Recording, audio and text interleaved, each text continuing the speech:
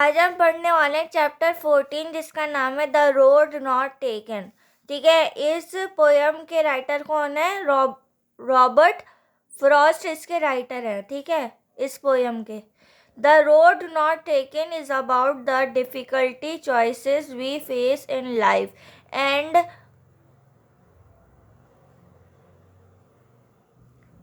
How they shape our future. हमारे future को कैसे बताएगा, ये हमें देखना है कि हमारी लाइफ में कितनी सारी डिफ़िकल्टीज होती हैं। दो रास्ते होते हैं, दो रास्तों में से एक रास्ता हमें चुनना पड़ता है, तो देखना है। The poem begins with the speaker standing a fork in the woods where the road splits two path. दो पाथ होते हैं, दो पाथ में से एक पाथ हमें चुनना होता है। He must choice one road, एक ही रोड को चुनना पड़ता है।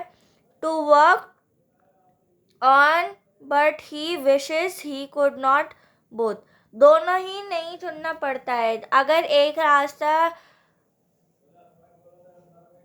जिंदगी में अच्छा करने के लिए है, एक रास्ता बुरा जाने के लिए है, तो आप कौन सा रास्ता चुनेंगे? एक सक्सेस की तरफ जाता है, एक अनसक्सेस की तरफ जाता है, तो आप कौन सा पाथ को चुनना चाहेंगे?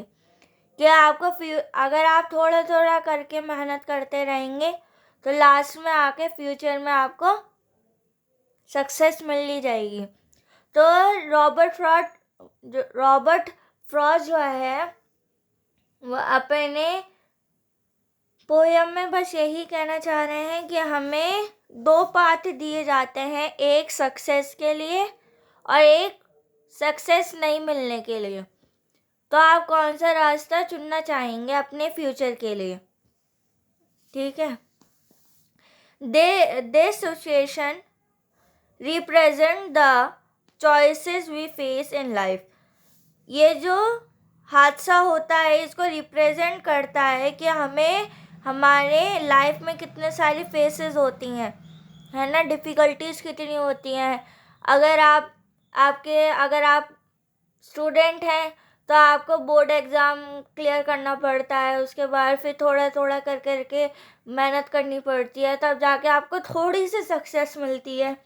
फिर 12th के बाद फिर आपको जॉब करना पड़ता है और भी बहुत सारी डिफ़िकल्टीज आती है लाइफ में।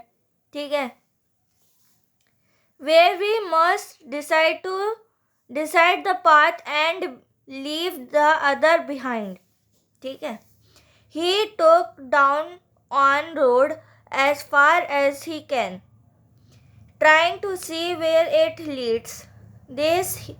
Then he looks at the other road. He notices it appears just a fair, too slightly more glossy and less warm. इसका मतलब यह है कि हमें लाइफ में दो पाथ को चुनना पड़ता है, एक सक्सेस के लिए और एक सक्सेस नहीं मिलने के लिए। अगर अभी आप छोटे छोटे कदम करके चल लेंगे, छोटे आंसर्स को याद करते चले जाएंगे, चैप्टर्स को थोड़ा थोड़ा कर करके समझने लगेंगे, समरी को याद करने लग जाएंगे, समरी के बाद भी थोड़ा थोड़ा करके क्वेश्चन आंसर को अटेम्प्ट कर पाओगे चैप्टर से रिलेटेड, पोएम से रिलेटेड। तो थोड़ा थोड़ा कर करके जब आप एग्ज़ाम